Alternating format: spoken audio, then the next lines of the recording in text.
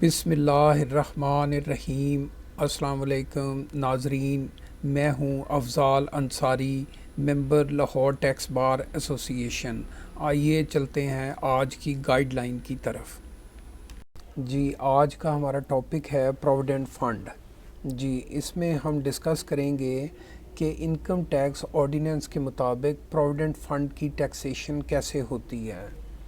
जी, उसमें सबसे पहले हम देखेंगे कि प्रोविडेंट फ़ंड कितनी किस्म का होता है, और उसके बाद हम डिस्कस करेंगे कि मुख्तलिफ़ किस्म के प्रोविडेंट फ़ंड की टैक्सेशन कैसे होती है एक कंपैरेटिव चार्ट की सूरत में। जी, तो शुरू करते हैं। जी, नंबर 1 पर है स्टैट्यूटरी प्रोविडेंट फ़ंड। ये प्रोविडेंट फ़ंड एक्ट 1925 के तहत बनाया जाता है और ये गवर्नमेंट के इदारों में मेंटेन किया जाता है। जी, दूसरे नंबर पर है रिकग्नाइज्ड प्रोविडेंट फ़ंड। ये फ़ंड जो है वो कमिश्नर इनलैंड रेवेन्यू से रिकग्नाइज्ड करवाया जाता है। जी, तीसरे नंबर पर है अनरिकग्नाइज्ड प्रोविडेंट फ़ंड। ये प्रोविडेंट फ़ंड ये अपने तौर पर बनाया जाता है और किसी भी इदारे से ये रिकग्नाइज्ड नहीं करवाया जाता। जी, आगे चलते हैं।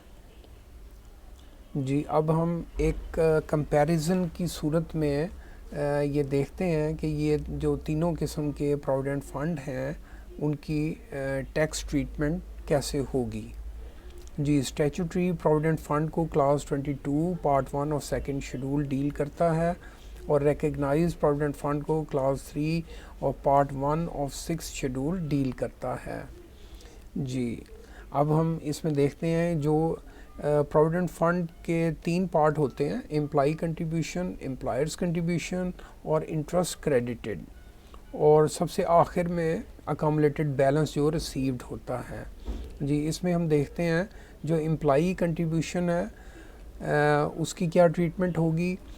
एम्प्लॉई कंट्रीब्यूशन क्योंकि ऑलरेडी सैलरी में इंक्लूड होती है और इसलिए नो फर्दर ट्रीटमेंट इसकी होगी, यानी किसी किस्म की मज़ीद ट्रीटमेंट नहीं होगी टैक्स में, इनकम टैक्स रिटर्न में। जी, इसके बाद हम देखते हैं एम्प्लॉयर्स कंट्रीब्यूशन।